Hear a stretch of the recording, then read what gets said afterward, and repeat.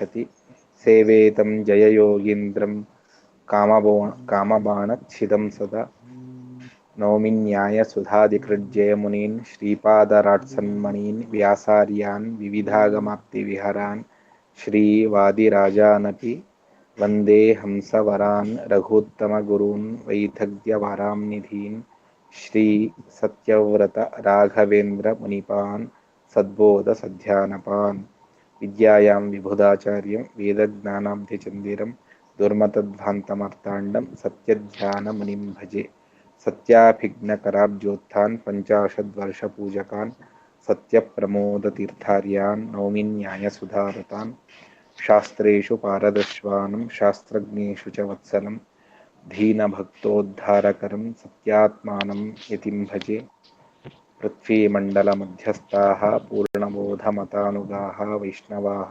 विष्णुहृदयाः तान्नमस्ये गुरून्मम विद्यापीठविदातारं विद्यावारिधिचन्दिरं विद्यार्थिवत्सलं वन्दे महामहिमसद्गुरुम् आपादमौलिपर्यन्तं गुरूणाम् आकृतिं स्मरेत् तेन विघ्नाः प्रणश्यन्ति सिद्ध्यन्ति च मनोरथाः। हरिः ओं हरिः ओं हरिः ओं।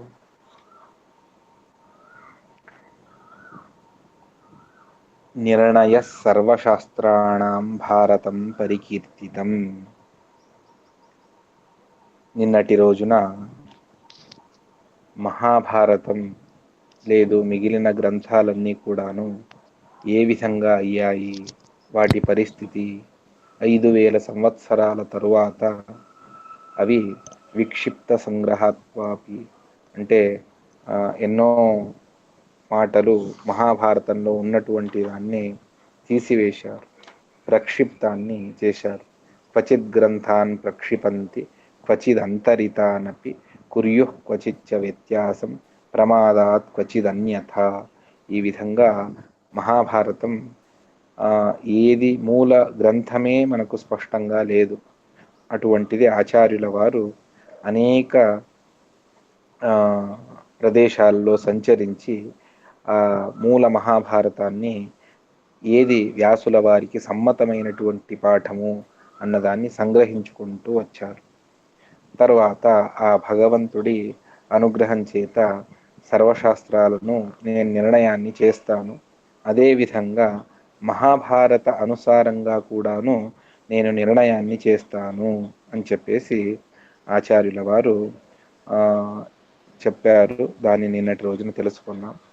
నిర్ణయ సర్వశాస్త్రాణం భారతం పరికీర్తితం. సకల శాస్త్రాలకు కూడా నిర్ణయాన్ని చేసేటువంటిది, అర్థాత్ దేనితో నిర్ణయాన్ని చేస్తామో అది నిర్ణయము. ఇప్పుడు మహాభారతం చేతనే సర్వశాస్త్రార్థాలను కూడా నిర్ణయాన్ని చేస్తూ ఉన్నాం. అందువల్ల మహాభారతాన్ని మానదండంగా పెట్టుకొని సకల శాస్త్రాలను కూడా నిర్ణయం చేస్తాను అని ఆచార్యుల వారు ప్రతిజ్ఞ చేసి దానికి అనుగుణంగానే మిగిలిన అన్ని వాక్యాలను కూడా చెబుతూ పోతారు.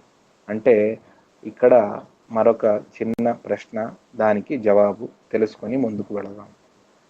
సకల శాస్త్రాలకు నిర్ణాయకము అని శ్రీమన్యాయ సుధా గ్రంథంలో టీకాచార్యుల వారు బ్రహ్మసూత్రాలకు చెబుతారు. అంటే ఎక్కడైనా దేన్నైనా నిర్ణయించాలి అంటే సమగ్రమైనటువంటి శాస్త్రాలకు నిర్ణాయకమైనటువంటిది బ్రహ్మసూత్రాలు అని చెప్పేసి అక్కడ చెబుతారు. అందువల్ల ఇక్కడ మహాభారతాన్ని నిర్ణాయకము అని చెబుతున్నారు కదా అంటే బ్రహ్మసూత్రాలను వదిలిపెట్టి మిగిలిన వాటిలో ఏ గ్రంథాలైతే ఉన్నాయో దాన్ని నిర్ణయం చేసేటువంటిది ఈ మహాభారతము. అంటే ఇందులో వ్యాసుల వారు నిర్ణయాన్ని చేసి పెట్టారు, దానికి అనుగుణంగా మనం తెలుసుకుంటూ వెళ్ళాలి, మిగిలిన అన్ని శాస్త్రాలను కూడా నిర్ణయం చేయాలి అని మధ్వాచార్యుల వారు చెప్తూ ఉన్నారు. సర్వశాస్త్రాణం సకల శాస్త్రాలకు కూడా భారతం మహాభారతం ఇది నిర్ణయము అని పరికీర్తితం చెప్పబడ్డది. ఏ విధంగా మహాభారతం ఉత్తమము, మహాభారతం సర్వోత్తమమైనటువంటి గ్రంథము, దానికి అనుగుణంగానే మిగిలిన వాటిని అన్నింటికీ కూడా అర్థాలను చేయాలి అని మీరు చెప్తూ ఉన్నారు. మహాభారతం ఉత్తమము అని ఎలా తెలుస్తుంది అంటే దానికి మహాభారతంలోనే జరిగినటువంటి ఒక సంఘటన, దాని గురించి చెబుతారు. భారతం సర్వవేదాశ్చ తులామారోపిత పురా దేవైర్బ్రహ్మాదిభిः సర్వైః ఋషిభిశ్చ సమన్వితైః వ్యాసస్యైవాజ్ఞయా తత్ర అత్యరిచ్యత భారతం. వెనుకటికి మహాభారతాన్ని సర్వవేదాః అంటే వేదయంతి ఇది వేదాః అంటే సకల శాస్త్రాలు, అర్థాత్ చతుర్వేదాలు, పంచరాత్రం, అదేవిధంగా మూల రామాయణము, వీటిని అన్నిటినీ కూడా ఒకవైపు తుల అంటే త్రాసు, తక్కెడ, అందులో ఒక్క పళ్ళెంలో మహాభారతాన్ని, మరొక దాంట్లో సకల శాస్త్రాలను పెట్టి తులను తూగి చూస్తే, అంటే దాన్ని వెయిట్ చేసి ఏది ఎక్కువగా ఉన్నది అని చూస్తే ఎవరు చేశారు అంటే పురా వెనుకటికి బ్రహ్మాదిభిః దేవైః, బ్రహ్మాది సకల దేవతలు, ఋషిభిశ్చ సమన్వితైః, ఋషులు కూడా అక్కడ ఉన్నారు. భృగు, వశిష్ఠ మొదలైనటువంటి ఋషులు, బ్రహ్మాది దేవతలు అందరూ కూడా. ఇది వాళ్ళెందుకు చేశారు అంటే వ్యాసస్యైవ ఆజ్ఞయ, వేదవ్యాసుల వారే చూడండి ఏది ఎక్కువ బరువు ఉన్నది అన్నదాన్ని చూడండి అని చెప్పారు. దానికి అనుగుణంగా వాళ్ళు తులారోపణ చేశారు. అప్పుడు అత్యరిచ్యత భారతం, తత్ర ఆ సకల వాంగ్మయాలు ఒకవైపు, మహాభారతం మాత్రమే ఒకవైపు, అయినా మహాభారతమే బరువు తూగింది. అదేంటండి 4 వేదాల పుస్తకాలు, ఇన్ని శాస్త్రాలను పెడితే అటువైపే ఎక్కువగా అది కిందికి రావాలి, బరువు ఎక్కువగా తూగుతుంది, మహాభారతం ఒకటే కదా అంటే ఇక్కడ పుస్తకాలను పెట్టలేదు. దాన్ని గీతాభాష్యంలో టీకాచార్యుల వారే ఆ మాటను చెబుతారు చాలా అద్భుతంగా. ఏంటది అంటే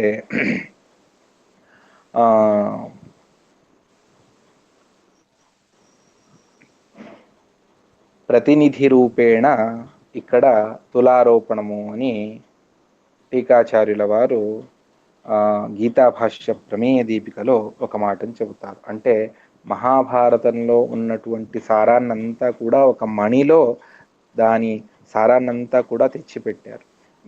మరొక మణిలో అక్కడ ఉన్నటువంటి సారాన్నంతా, మిగిలిన అన్ని శాస్త్రాల్లో ఉన్నటువంటి దాన్నంతా కూడా తెచ్చిపెట్టారు. పెట్టి ఆ 2 మణులను తక్కెడలో ఒక్కొక్క పళ్ళెంలో పెట్టి దాన్ని తూకం చేశారు. అప్పుడు మహాభారత ప్రతినిధి అయినటువంటి మణి ఎక్కడైతే ఉన్నదో అది బరువు ఎక్కువగా ఉన్నది. వ్యాసుల వారే దగ్గరుండి చూడండి మీరు అని వ్యాసుల వారు చెబితే అప్పుడు బ్రహ్మాది దేవతలు, అదేవిధంగా ఋషులు, సకల ఉత్తములు, సజ్జనులందరూ కూడా ఈ పనిని చేసి అప్పుడు అత్యరిచ్యత భారతం, మహాభారతమే ఎక్కువగా బరువు కలది, అర్థాత్ అర్థంలోనూ గాంభీర్యంలోనూ తత్వాలను నిర్ణయం చేయడంలోనూ మహాభారతమే సర్వోత్తమమైనటువంటిది అని అందరూ కూడా ప్రత్యక్షంగా చూశారు దేవతలు అని చెబుతారు. మహాభారతం బ్రేక్ అవుతుంది, అది ఒక్కొక్కసారి అవుతూ ఉంటుంది. అంటే ఇంకొకసారి చెప్తాను.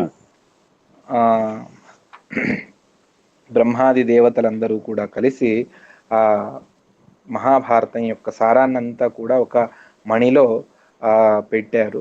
ఈ మిగిలిన అన్ని శాస్త్రాలను కూడా మరొక మణిలో పెట్టి దాన్ని త్రాసులో తూకం వేస్తే అప్పుడు మహాభారతమే అతి విశిష్టంగా బరువు తూగుతుంది. దానివల్ల సకల శాస్త్రాల్లో కంటే కూడా మహాభారతం ఇది సర్వోత్తమమైనటువంటిది. అందువల్ల దానికి అనుగుణంగానే మిగిలిన అన్ని శాస్త్రాలను కూడా మనం నిర్ణయం చెయ్యాలి అని దేవతలందరూ కూడా నిర్ణయం చేసుకున్నారు. ఇది ఒక విధంగా మహాభారతం యొక్క అర్థగాంభీర్యం, ఇది చాలా అద్భుతము అని తులారోపణ చేసి చూపించారు. ఇంకా రెండో విధంగానూ మహాభారతం అద్భుతము అని చెబుతారు. అది ఏ విధంగా అంటే దానికి కారణాన్ని ఆచార్యుల వారే చెబుతారు. మహత్వాత్ భారవత్వాచ్చ మహాభారతముచ్యతే నిరుక్తమస్య యో వేద సర్వపాపైః ప్రముచ్యతే. మహత్వాద్ భారవత్వాచ్చ మహాభారతముచ్యతే నిరుక్తమస్య యో వేద సర్వపాపైః ప్రముచ్యతే. మహాభారతం ఇది ఆ పేరు దాని యొక్క నిరుక్తాన్ని నిర్వచనాన్ని తెలుసుకుంటే కూడా మనకు సకల పాపాలు కూడా దూరమవుతాయి అని చెప్పేసి చెబుతారు. అది ఏ విధంగా? మహాభారతం యొక్క నిర్వచనం ఏమిటి అంటే నిర్వచనాన్ని చూపిస్తారు. మహత్వాత్ భారవత్వాచ్చ మహాభారతముచ్యతే. మహత్వాత్ సర్వోత్తమమైనటువంటి అర్థాలను ప్రతిపాదన చేస్తుంది. అందువల్ల ఇది మహాభారతం. మహత్ అని దానికి పేరు, మహా అని పేరు. భారవత్వాచ్చ ఈ తులారోపణ చేసినందువల్ల ఎక్కువగా భారం, అర్థభారం ఉన్నది, అందువల్ల దానికి భారతము అని పేరు. ఈ విధంగా రెండూ కూడా అంటే అర్థగాంభీర్యము ఉన్నది, అదేవిధంగా అర్థగాంభీర్యం వల్ల భారము ఉన్నది. ఈ విధంగా మహాభారత శబ్దార్థాన్ని తెలుసుకోవడం వల్ల కూడా మన పాపాలన్నీ కూడా దూరం అవుతాయి అని స్వయంగా మహాభారతంలోనే చెప్పినటువంటి మాట ఇది. మహత్వాద్ భారవత్వాచ్చ మహాభారతం ఉచ్యతే. ఎందుకు దానికి ఆ పేరు అంటే అది మహా విశిష్టమైనటువంటి భగవంతుని గుణాలను చెప్పడంలో దీనికి సరిసమానమైనటువంటి గ్రంథం మరొకటి లేదు. అందువల్ల మహా అర్థ ప్రతిపాదన చేస్తుంది. అందువల్ల మహా అని పేరు, మహత్ అని పేరు వస్తుంది. అదేవిధంగా భారతం అంటే విశిష్టమైనటువంటి అర్థ ప్రతిపాదన వల్ల దాని మణిలో దాని సన్నిధానం పెట్టి త్రాసులో వేసి దాన్ని భారాన్ని తెలుసుకుంటే ఇదే ఎక్కువగా భారంగా ఉన్నది, అందువల్ల మహాభారతము అని పేరు. ఈ నిర్వచనాన్ని తెలుసుకోవడం వల్ల నిరుక్తమస్య యో వేద, అస్య ఈ మహాభారతం యొక్క నిరుక్తం ఈ నిర్వచనాన్ని యహ వేద ఎవరైతే తెలుసుకుంటారో వారు సర్వపాపై ప్రముచ్యతే సకల పాపాల నుండి కూడా వాళ్ళు దూరమవుతారు. ఏ పాపాలు కూడా అంటే సకల పాపాలు కూడా పాప పరిహారం అవుతుంది మహాభారత నిర్వచనాన్ని తెలుసుకోవడం ద్వారా. ఈ విధంగా కూడా మహాభారతం యొక్క గొప్పతనం అనేటువంటిది ఉన్నది. అర్థమైందా? నిర్ణయ సర్వశాస్త్రాణం సదృష్టాంతో హి భారతే కృతో విష్ణువశత్వం హి బ్రహ్మాదీనాం ప్రకాశితం. అదేవిధంగా సకల శాస్త్రాలకు కూడా ఏ నిర్ణయాన్ని అయితే మనం చెప్తూ ఉన్నామో దాన్ని భారతంలో సదృష్టాంతంగా చెబుతారు. అంటే ప్రతి ఒక్కటి కూడా కథారూపంలో చెబుతూ ఇది ఈ విషయంలో దృష్టాంతము. మనకి ఏదైనా కూడా ఒక ప్రమేయాన్ని అనుమాన రూపంగా చెబితే దానికి ఒక దృష్టాంతాన్ని మనకు సామాన్యంగా చెప్తూ ఉంటారు. అంటే ఆ నిదర్శనాన్ని చూసుకొని మనం ఆ ప్రమేయాన్ని తెలుసుకుంటాం. అదేవిధంగానే మహాభారతంలో చెప్పేటువంటి సకల ప్రమేయాల విషయంలో కూడా ఏదైనా ఒక దృష్టాంతం ఉంటుంది. కృతో విష్ణువశత్వం హి బ్రహ్మాదీనాం ప్రకాశితం. బ్రహ్మాది దేవతలందరూ కూడా భగవద్వశులే అన్నది స్పష్టంగా ఆ మహాభారతంలో చూపించారు. అది ప్రకాశితమవుతుంది, అర్థాత్ మనకు తెలిసి వస్తుంది. ఆ విధంగా దృష్టాంతపూర్వకంగానే మనం అక్కడ మహాభారతంలో చూపిస్తాం.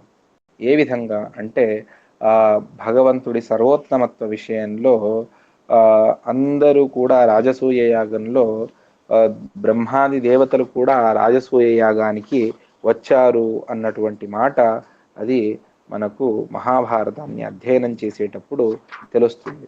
అక్కడ అందరూ కూడా ఉన్నప్పుడు సకల రాజులు, మునులు, చక్రవర్తులు అందరూ కూడా ఉన్నప్పుడు అప్పుడు బ్రహ్మాది దేవతలు కూడా ఉన్నారు. అప్పుడు అగ్రపూజ ఎవరికి చేయాలి అంటే శ్రీకృష్ణుడికి చేయాలి, శ్రీకృష్ణుడే సర్వోత్తముడు అని భీష్మాచార్యుల వారు చెప్పి శ్రీకృష్ణుడి భగవంతుడి సర్వోత్తమత్వాన్ని అక్కడ చూపిస్తారు. అదేవిధంగా బలంలో ఎవరు ఉత్తములు అంటే భగవంతుడి తర్వాత ఆ బ్రహ్మ పదవికి వచ్చేటువంటి వాయుదేవుల వారే వారి బలమే సర్వోత్తమమైనటువంటిది అని దృష్టాంతపూర్వకంగా దాన్ని కూడా మహాభారతం చెబుతుంది. ఈ విధంగా ప్రతి ఒక్కటి కూడా అది దృష్టాంతపూర్వకంగానే మహాభారతం మనకు నిరూపణ చేస్తుంది. ఆ విషయాలు ఎక్కడెక్కడ మహాభారతంలో ఈ గ్రంథంలో తాత్పర్య నిర్ణయంలో వస్తుందో దానికి అంతా కూడా తారతమ్యం కానివ్వండి, భగవత్ సర్వోత్తమత్వం కానివ్వండి, వాయు జీవోత్తమత్వం కానివ్వండి, లక్ష్మీదేవి యొక్క నిర్దోషత్వం కానివ్వండి, ప్రతి ఒక్కటి కూడా మనకు ఇక్కడ ఆచార్యుల వారు చూపిస్తూ వెళతారు. ఆ విధంగా దృష్టాంతపూర్వకంగానే మహాభారతం మనకు చెబుతుంది.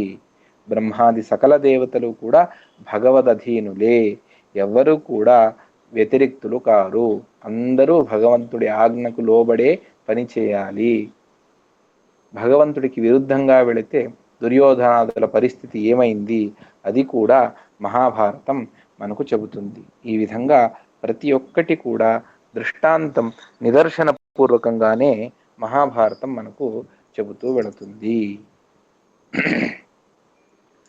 తర్వాతి శ్లోకం యతః కృష్ణవశే సర్వే భీమాద్యా సమ్యగీరితాః సర్వేషాం జ్ఞానదో విష్ణుః యశోదాతీతి చోదితః. యతః ఏ కారణం చేత భీమాద్యాః సర్వే భీమాది సకల దేవతలు కూడా కృష్ణవశే భగవంతుడి వశంలో సమ్యగీరితాః, ఈ మాటను చాలా స్పష్టంగా మహాభారతం చెబుతుంది. ఈ భీమాది సకల దేవతలు కూడా కృష్ణుడి వశంలోనే ఉన్నారు. ఆ భగవంతుడు సర్వేషాం అందరికీ కూడా జ్ఞానదః జ్ఞానాన్ని ప్రసాదించినటువంటి వాడు. ఆ దేవతలకందరికీ కూడా జ్ఞానాన్ని, అద్భుతమైనటువంటి తత్వజ్ఞానాన్ని ఇచ్చినట్టు ఉపదేశం చేసినటువంటి వాడు భగవంతుడే. అదేవిధంగా యశోదాతీతి చోదితః, కీర్తిని కూడా భగవంతుడే ఇచ్చాడు. వాళ్లకు అద్భుతమైనటువంటి పాండవులకు లోకంలో కీర్తి ఏదైతే వచ్చిందో, ఆ దేవతలకు కీర్తి ఏదైతే వచ్చిందో అదంతా కూడా కృష్ణుడే అర్థాత్ శ్రీమన్నారాయణుడే ఇచ్చాడు. అందువల్ల కట్ అవుతుందండి వాయిస్. క్లియర్ గా ఉంది ఆనందరావు గారు, మీకే కొద్దిగా నెట్ ప్రాబ్లం అన్నట్టుంది. అంటే ఒక్కొక్కసారి ఒక్క నిమిషం అలా వెళ్ళి ఇలా వస్తుంది, ఒక 10 సెకండ్లు కట్ అవుతుంది. అది మొత్తానికి ఇందులో కామన్ వైబ్రేషన్ అలా వస్తూ ఉంటుంది. ఈ విధంగా భగవంతుడు జ్ఞానాన్ని ప్రసాదించాడు, కీర్తిని కూడా వాళ్ళకి ఇచ్చాడు. ఎక్కడెక్కడ అన్నదాన్ని ఆచార్యుల వారే చూపిస్తారు. యస్మాత్ తర్వాతి శ్లోకం యస్మాత్ వ్యాసాత్మనా తేషాం భారతే యశ ఊచివాన్ జ్ఞానదశ్చ శుకాదీనాం బ్రహ్మరుద్రాది రూపిణాం. ఏ విధంగా అంటే వ్యాసాత్మన భగవంతుడు వేదవ్యాస స్వరూపంతో తేషాం ఆ భీమాది పాండవులకు అదేవిధంగా సజ్జనులకు తేషాం భారతే యశ ఊచివాన్, మహాభారతంలో వాళ్ళ కీర్తిని భగవంతుడు స్వయంగా చెప్పాడు. ఎక్కడ వస్తుంది అంటే దాని గురించి చెబుతారు. కృష్ణద్వైపాయనేదం కృతం పుణ్యచికీర్షుణ కీర్తిం ప్రథయతాలోకే పాండవానాం మహాత్మనాం అన్యేషాం క్షత్రియాణాంచ భూరి ద్రవిణ తేజసాం. ఇది మహాభారత ఆది పర్వంలో 62వ అధ్యాయంలో వచ్చేటువంటి శ్లోకం ఇది. అక్కడ చెబుతారు సాక్షాత్ కృష్ణద్వైపాయనులు అర్థాత్ వేదవ్యాసుల వారు పుణ్యచికీర్షుణ కృతం, పుణ్యాన్ని ఇవ్వాలి, దాన్ని చేయాలి, అందరికీ కూడా పుణ్యం రావాలి అనేటువంటి ఉద్దేశంతో ఈ మహాభారతం అనేటువంటి అద్భుతమైనటువంటి ఆఖ్యానాన్ని చేశారు. కీర్తిం ప్రథయతాలోకే పాండవానాం మహాత్మనాం, లోకంలో పాండవులకు కీర్తిని ఇవ్వాలి అనేటువంటి ఉద్దేశంతోనే భగవంతుడు దీన్ని చేశాడు. అంటే అప్పటిలో వాళ్లకు కీర్తి రావాలి అని వాళ్ళకేదో అంటే వ్యాసుల వారు పాండవులు నా వాళ్ళు అని చెప్పిన వెంటనే వాళ్ళ కీర్తి పెరిగేది.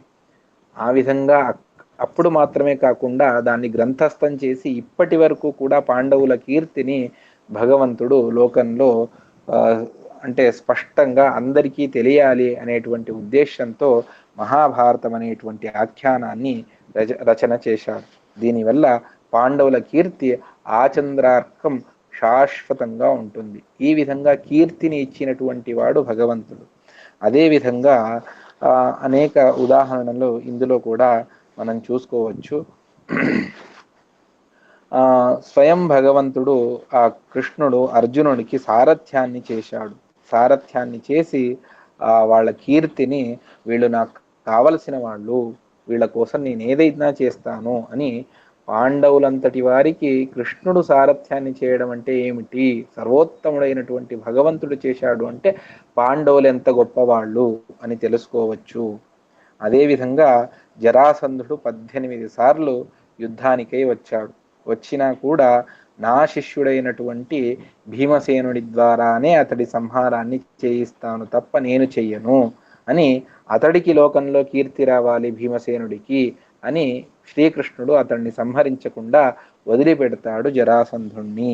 ఈ విధంగా కూడా వాళ్ళ కీర్తి, జరాసంధుడి సంహారం చేసినటువంటి వాడు భీముడు అని లోకంలో ప్రతి ఒక్కరూ చెప్పాలి. దానివల్ల భీమసేనుడికి కీర్తి రావాలి, అర్జునుడికి కీర్తి రావాలి, ధర్మరాజుకు కీర్తి రావాలి, నకుల సహదేవులు ఇటువంటి వారు. వేరు వేరు ప్రసంగాల్లో వాళ్ళ గురించి భగవంతుడే చెబుతాడు అందరికీను. దానివల్ల వాళ్లకు విశిష్టమైనటువంటి కీర్తి కలుగుతుంది. అదేవిధంగా జ్ఞానదశ్చ శుకాదీనాం బ్రహ్మరుద్రాది రూపిణాం, బ్రహ్మరుద్రాది దేవతలకు జ్ఞానాన్ని ఉపదేశించాడు అన్నటువంటిది ఒకటి. అదేవిధంగా అవతారం చేసినటువంటి వారికి కూడా భగవంతుడే జ్ఞానాన్ని ప్రసాదించాడు. ఎక్కడ అంటే శుకాచార్యుల వారు వ్యాసపుత్రులు, సాక్షాత్ పరమేశ్వరుడి అర్థాత్ శంకరుడి అవతారం, రుద్రావతారం శుకాచార్యుల వారు అని చెప్పేసి శుకాచార్యుల వారు రుద్రావతారము అని చెప్పేసి లోకంలో ప్రసిద్ధం. అటువంటి ఆ శుకాచార్యుల వారికి కూడా ఈ సమగ్రమైనటువంటి వేదాలను, అదేవిధంగా మహాభారత భాగవతాది సత్శాస్త్రాలను ఉపదేశం చేశాడు భగవంతుడు. శుకాచార్యుల వారికి అంత సామర్థ్యం ఎక్కడిది అంటే దాన్ని ఇదే మహాభారత తాత్పర్య నిర్ణయంలో మధ్వాచార్యుల వారు 10వ అధ్యాయంలో చెబుతారు. ఆ శుకాచార్యుల వారిలో వాయుదేవుల వారి ప్రవేశం ఉన్నది. ఆ శుకాచార్యుల వారిలో భగవంతుడి సేవకై వాయుదేవుల వారు ప్రవేశించారు అన్నటువంటి మాటను చెబుతారు. అంటే భగవంతుడి నుండి సాక్షాత్ అధ్యయనం చేసేటువంటి మహాయోగ్యత ఉన్నటువంటిది రుజు పదవిలో, బ్రహ్మ పదవిలో వచ్చేటువంటి వారికి మాత్రమే ఆ విశిష్టమైనటువంటి అధికారము, యోగ్యత. మరి శుకాచార్యుల వారికి లేదు కదా అంటే అప్పుడు శుకాచార్యుల వారిలో సాక్షాత్తుగా వాయుదేవుల వారి ప్రవేశం ఉన్నది. అందువల్ల శుకాచార్యుల వారికి వ్యాసుల వారు ఉపదేశాన్ని చేశారు అన్నటువంటిది ఒకటి. అదేవిధంగా బ్రహ్మరుద్రాది దేవతలకు అంటే దాన్ని వ్యాసుల వారు సాక్షాత్తుగా వేద విభాగాన్ని చేసి పరవిద్య అయినటువంటి బ్రహ్మసూత్రాలను రచన చేసి వాళ్ళనందరినీ పిలుచుకు వెళ్ళి మేరు పర్వతంలో బ్రహ్మాది దేవతలకు ఉపదేశాన్ని చేశారు అన్నటువంటిది ఒక మాట. అయితే ఈ వ్యాసుల వారి దగ్గర అనేక మంది శిష్యులు ఉన్నారు, పైల, వైశంపాయన మొదలైనటువంటి వారు. అటువంటి ఆ శిష్యులలో కూడా దేవతలందరూ కూడా వచ్చి వాళ్ళు ఒక్కొక్క ఋషిలో ఒక్కొక్క దేవత యొక్క సన్నిధానం, ఆవేశం అంటే వాళ్ళలో ప్రవేశించి వ్యాసుల వారి దగ్గర అధ్యయనాన్ని చేశారు. వైశంపాయన అనేటువంటి శిష్యుల అంటే ఎవరైతే మహాభారతాన్ని ఉపదేశం చేస్తూ వెళ్ళారో అటువంటి వైశంపాయన వారిలో బ్రహ్మదేవుల వారి ఆవేశం ఉన్నది. అదేవిధంగా సుమంతు అనేటువంటి ఋషిలో గరుత్మంతుడి ఆవేశం ఉన్నది. జైమిని, కర్మమీమాంసా ప్రవర్తకులైనటువంటి జైమిని ఆచార్యుల వారిలో శక్ర, ఇంద్రుడి యొక్క ఆవేశం ఉన్నది. అదేవిధంగా పైల అనేటువంటి మరొక ఋషి, అతడిలో శేషుల వారి ఆవేశం ఉన్నది అని చెప్పేసి 10వ అధ్యాయంలో ఆచార్యుల వారే చెబుతారు. ఈ విధంగా ఆ దేవతలందరూ కూడా ఒక్కొక్క ఋషిలో వాళ్ళు తమ యొక్క ఆ ఋషులలో ప్రవేశాన్ని చేసి వ్యాసుల వారి దగ్గర విశిష్టమైనటువంటి అధ్యయనాన్ని చేస్తారు. ఈ విధంగా దేవతలకందరికీ కూడా జ్ఞానాన్ని ప్రసాదించినటువంటి వాడు భగవంతుడే. అదేవిధంగా ఆ కీర్తిని ప్రసాదించినటువంటి వాడు భగవంతుడే. దీని ద్వారా ఏం తెలుస్తుంది అంటే వీళ్ళందరూ కూడా భగవంతుడికి అధీనులై ఉన్నారు, భగవద్వశంలో ఉన్నారు. అందువల్ల భగవంతుడి సర్వోత్తమత్వం తెలుస్తుంది. భగవంతుడే వీళ్లకు సర్వస్వాన్ని ప్రసాదించేటువంటి వాడు.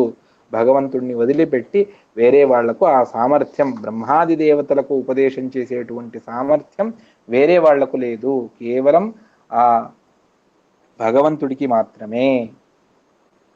అదేవిధంగా తర్వాతి శ్లోకంలో మరొక మాటను చెబుతారు.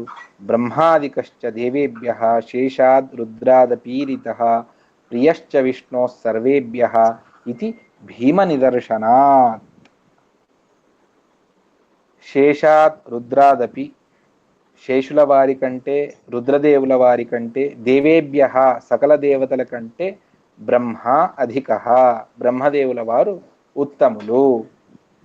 ఇప్పుడున్నటువంటి సంసారంలో ఉన్నటువంటి సకల దేవతలలో బ్రహ్మదేవుల వారు ఉత్తములు.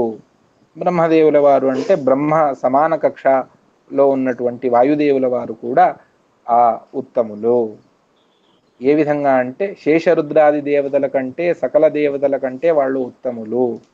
అదేవిధంగా సర్వేభ్యః విష్ణోః ప్రియశ్చ, మిగిలిన అందరికంటే కూడా భగవంతుడికి చాలా ప్రీతిపాత్రులు, భగవంతుడికి చాలా కావలసినటువంటి వారు.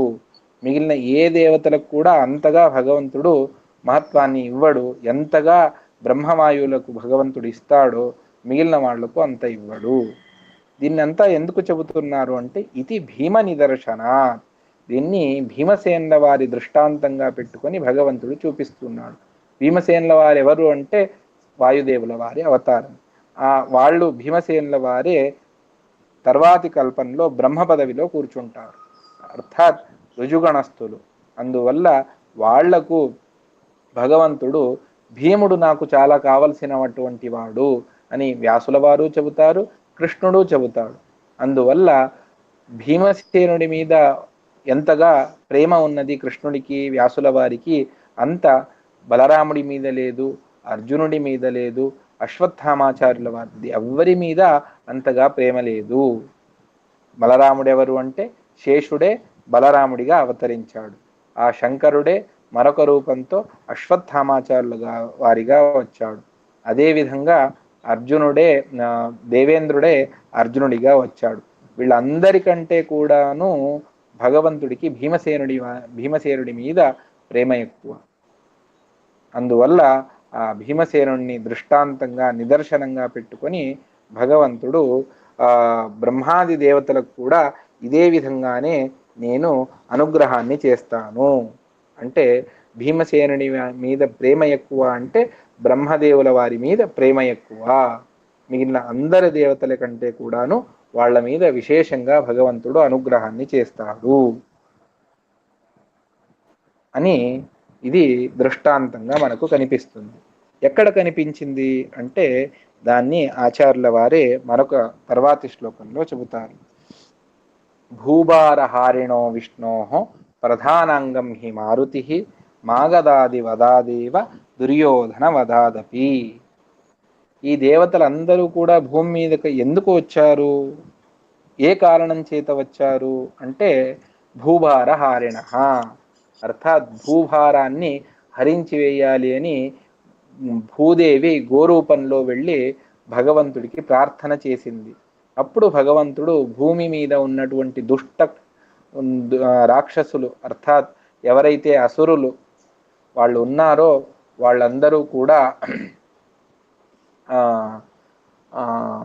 వాళ్ళందరూ ఎవరైతే ఉన్నారో వాళ్ళందరినీ కూడా సంహారం చేయాలి అని చెప్పేసి భగవంతుడు సంకల్పించి దేవతలందరూ కూడా మీరందరూ భూమి మీద అవతరించండి అని భగవంతుడు చెప్పాడు. ఆ భగవంతుడి సేవారూపమైనటువంటి కార్యం భూభార హరణం.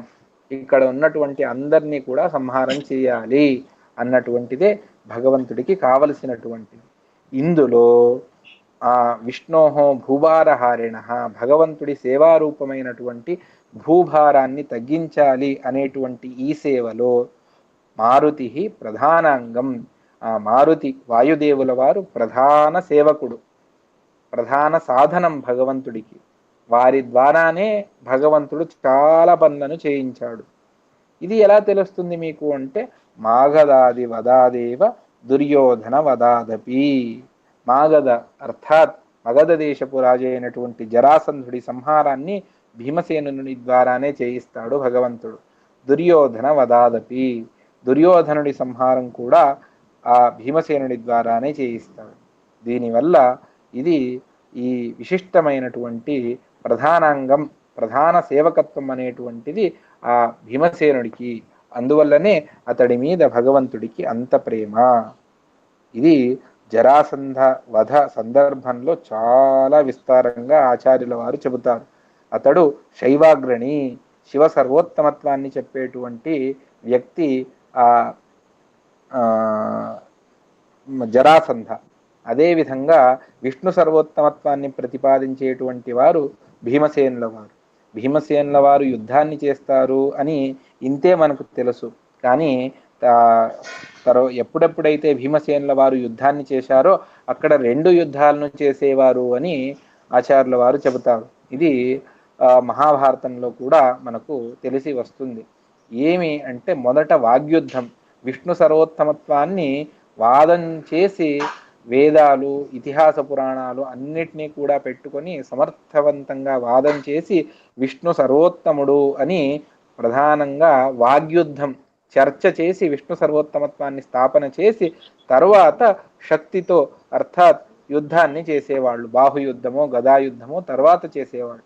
మొట్టమొదట ఈ మాగధ అర్థాత్ జరాసంధుడితో యుద్ధం చేసేటప్పుడు ఒక సందర్భంలో వాళ్ళు వాగ్యుద్ధాన్ని చేస్తారు. విష్ణు సర్వోత్తమత్వాన్ని శృతి ఇతిహాస పురాణాలను సమర్థంగా ప్రతిపాదన చేసి ఆ విష్ణు సర్వోత్తమత్వాన్ని స్థాపన చేస్తారు. ఇతడికి ఎంత విష్ణుద్వేషము అంటే, జరాసంధుడికి విష్ణు పాదోద్భవి అని గంగను పిలుస్తారు. అందువల్ల గంగలో నేను స్నానం చేయను అని అతడి నియమం. అందువల్ల ఆ భీమసేనుల వారు యుద్ధం చేస్తూ అతడిని ఎత్తి ఒకసారి గంగా నదిలో వేస్తారు. వేసి తర్వాత అతడిని సంహారం కూడా చేస్తారు. ఈ విధంగా శైవాగ్రణి అయినటువంటి అతడిని సంహారం చేసి బలంలో కూడా విష్ణు సర్వోత్తమత్వాన్ని ఎవరు ప్రతిపాదన చేస్తారో వాళ్లే ఉత్తములు అని నిర్ణయాన్ని చేస్తారు. ఈ విధంగా అదేవిధంగా దుర్యోధనుడు ఈ మాగధుడికి అర్థాత్ జరాసంధుడికి బ్రహ్మదేవుల వారి వరం ఉన్నది. అదేవిధంగా శంకరుడి వరం ఉన్నది. ఈ అందరి వరాలను కూడా దాన్ని పక్కకు జరిపి అర్థాత్ వాళ్ళందరికంటేనూ నేను అంటే విష్ణు సర్వోత్తమత్వాన్ని ప్రతిపాదించేటువంటి రుజుగణంలో వచ్చేటువంటి నేను ఈ అన్ని వరాలు కూడా నాకు ఏమీ లెక్క కావు, ఈ వ్యక్తిని నేను సంహరించగలను అని సంహారం చేసి విష్ణు సర్వోత్తమత్వాన్ని ప్రతిపాదన చేస్తారు. అదేవిధంగా దుర్యోధనునికి వజ్రకాయం, అది కూడా శంకరుడి వరం ద్వారానే, రుద్రవరం ద్వారానే వచ్చింది. ఆ రుద్రవరాన్ని కూడా పక్కకు జరిపేసి ఆ దుర్యోధనుణ్ణి సంహారం చేస్తారు. ఎవరైనా ఎప్పుడైనా వరాన్ని ఇస్తే ఆ వరాలను తిరస్కరించి వాళ్ళని సంహారం చేసేటువంటి శక్తి ఎవరికి ఉంటుంది అంటే, ఆ వరం ఇచ్చిన వాళ్ళకంటే కూడా సంహారం చేసేటువంటి వ్యక్తి గొప్పవాడై ఉండాలి. ఇప్పుడు శంకరులు వరాన్ని ఇచ్చారు, దాన్ని వాళ్ళకంటే చిన్న వాళ్ళైనటువంటి ఇంద్రుడో లేకపోతే కామ లేకపోతే అనిరుద్ధ ఇంకా తక్కువ వాళ్ళైనటువంటి సూర్య చంద్ర వాళ్ళెవ్వరూ కూడా శంకరుడు వరం ఇస్తే ఎవరికైనా అసురుడికి ఆ అసురుడిని సంహరించేటువంటి శక్తి సూర్యచంద్రాదులకు లేదు, ఇంద్రకాములకు లేదు. ఎందుకు అంటే ఆ ఇంద్ర మరియు కామ అర్థాత్ మన్మథుడు వాళ్ళకంటే కూడా గొప్పవాళ్ళు శంకరులు. అందువల్ల వాళ్ళ వరాన్ని తిరస్కరించి ఆ వ్యక్తిని సంహరించేటువంటి శక్తి ఈ దేవతలకు ఉండదు. కానీ ఇటువంటి రుద్రవరాన్ని జయించేటువంటి శక్తి ఉన్నది అంటే రుద్రుడి కంటే కూడా వాళ్ళు గొప్పవాళ్ళై ఉండాలి. ఈ విధంగా రుద్రుడి వరాన్ని కూడా తిరస్కరణ చేసి ఆ వ్యక్తిని సంహారం చేస్తారు భీమసేనుల వారు అంటే రుద్రుడి కంటే కూడా గొప్పవాడు. ఇప్పుడు మనకు సామాన్యంగానే ఈ నియమం తెలుస్తుంది. ఏదో ఒక ఆఫీస్లో చిన్న అంటే ఆఫీసర్ కాకుండా ఎవరో ఒక వ్యక్తి ఏదో దాన్ని నియమాన్ని చేశారు. అప్పుడు ఆఫీసర్గా ఉన్నటువంటి వ్యక్తి దాన్ని ఇది సరిగా లేదు, నేను మరొక ఆర్డర్ చేస్తాను అని చెప్పేసి వేరే చేస్తాను. అది ప్రెసిడెంట్ జిఎం వరకు వెళితే జిఎం ఇవేవీ లేదు, నేను కొత్తగా చేస్తాను అని చెప్పేసి మరొక రూల్ చేస్తాడు. అంటే చిన్నవాళ్ళు చేసిన దాన్ని పక్కకు జరిపి చేయాలి అంటే ఆ వ్యక్తి గొప్పవాడే ఉండాలి. ఇప్పుడు ఆఫీసర్ చేసినటువంటి రూల్ని ప్యూన్ వచ్చి దాన్ని వేరు చేయలేడు. ఎందుకు అంటే వాడికి అంత అధికారం లేదు. ఆఫీసర్ చేసినటువంటి రూల్ని బ్రేక్ చేసేటువంటి ఇది అతడికి లేదు. అదే జిఎం చేయొచ్చు. ఎందుకు అంటే ఆఫీసర్ కంటే గొప్పవాడు.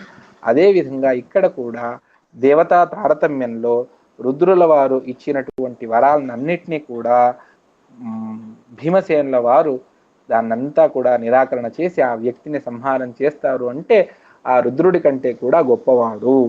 అదేవిధంగా బలరాముడికి కూడా జరాసంధుడిని సంహారం చేయడానికి అవ్వలేదు. భీమసేనుడు చేశాడు అంటే ఆ బలరాముడి కంటే కూడా గొప్పవాడు. దాన్నే ఆచార్యుల వారు చెబుతారు, బ్రహ్మాదికశ్చ దేవేభ్య శేషాత్ రుద్రాద పీరిత. వెనుకటి శ్లోకంలో శేష మరియు రుద్ర, ఆ శేషావతారమైనటువంటి బలరాముడికి, రుద్రావతారమైనటువంటి అశ్వత్థామాచార్యులు, ఈ విధంగా వీళ్లకు కూడా సాధ్యపడనటువంటి కార్యాన్ని భీమసేనుడు చేశాడు. అందువల్ల సకల దేవతలలో కూడా భీమసేనుడి మీద కృష్ణ మరియు వ్యాస రూపంలో ఉన్నటువంటి భగవంతుడికి ప్రేమ ఎక్కువ. అందువల్లనే వాళ్ళు ప్రధానాంగం, ఈ భూభార హరణం అనేటువంటి విషయంలో ప్రధాన సేవకులు అని వాళ్ళ ప్రత్యక్షంగా భీమసేనుణ్ణి నిదర్శనంగా పెట్టుకొని మహాభారతం మనకు చెబుతుంది. ఈ భీమసేనుడు కూడా భగవంతుడి అధీనంలోనే ఉన్నాడు. అందువల్ల విష్ణు సర్వోత్తమత్వాన్ని, వాయు జీవోత్తమత్వాన్ని మహాభారతం సదృష్టాంతంగా పిల్లలకు మనం చెబుతాం. ఒక ఆవు దగ్గరకు తీసుకుని వెళ్ళి ఆ ఆవు తోక పట్టుకొని లేకపోతే ఆవు దగ్గర నిలబడి ఇది ఆవు అని మనం చూపిస్తాం. దాన్ని శాస్త్రం చెబుతుంది శృంగిగ్రాహకతయ, దాని కొమ్ములు పట్టుకొని దాన్ని చూపిస్తాం. చిన్న పిల్లవాడికి ఇది ఆవు అని మనం తెలుపుతాం. వాడికి వస్తువులను పరిచయం చేయాలి అంటే ఆ వస్తువుని వాడి కళ్ళెదురుగా తీసుకొచ్చి ఇది ఆవు, ఇది మరొకటి అని చూపిస్తాం. అదేవిధంగా మనకు కూడా మహాభారతం సదృష్టాంతంగా, భీమసేన దృష్టాంతంగా, కృష్ణుడి దృష్టాంతంగా ఇచ్చి విష్ణు సర్వోత్తమత్వాన్ని, వాయు జీవోత్తమత్వాన్ని మహాభారతం చాలా స్పష్టంగా మనకు చెబుతుంది. అర్థమైందా? నిన్నటి రోజున ఎవరో 8వ శ్లోకంలో ఒక ప్రశ్న అడిగారు, తదీక్షయ అని అడిగారు. ఎవరు అడిగారు? కృష్ణాచార్య. తదీక్షయ అంటే అక్కడ ఇచ్ఛ అని ఒక అర్థాన్ని చెప్పాను. తదీక్షయ అంటే ఆ వ్యాసుల వారు ఇచ్చినటువంటి జ్ఞానం. ఈక్ష అంటే జ్ఞానం అని కూడా అర్థం ఉన్నది. ఆ విధంగా కూడా కొంతమంది టిప్పణిలో రాశారు. తదీక్షయ అంటే తద్దత్త జ్ఞానేన, అంటే వ్యాసుల వారు ఇచ్చినటువంటి జ్ఞానం ఏదైతే ఉందో ఆ జ్ఞానం ద్వారా నేను ఈ మహాభారతాది సకల శాస్త్రాలను నిర్ణయం చేస్తాను అని మధ్వాచార్యుల వారు చెప్పారు. తదీక్షయ అంటే వారు ఇచ్చినటువంటి జ్ఞానం ద్వారా అని అర్థం వస్తుంది. ఇవాల్టి పాఠంలో ఏదైనా ప్రశ్నలు ఉంటే అడగండి. 9వ శ్లోకంలో నిర్ణయ సర్వశాస్త్రాణం భారతం పరిచక్షతే ఉంది, అది కరెక్టా? ఏంటి? రెండు ఒకటే. పరికీర్తితం అంటే కీర్తన చేయడం, పరిచక్షతే అంటే చెప్పడం అని. చక్షిర్ వ్యక్తాయం వాచి అని ఒక క్రియాపదం, అంటే ధాతు మూల రూపము. అందువల్ల పరిచక్షతే రెండు పాఠము అంటే పాఠ వ్యత్యాసం, అంటే అర్థం మాత్రం ఒకటే. పరిచక్షతే పరికీర్తితం రెండు ఒకటే, ఏ వివాదం లేదు. ఇంకేమైనా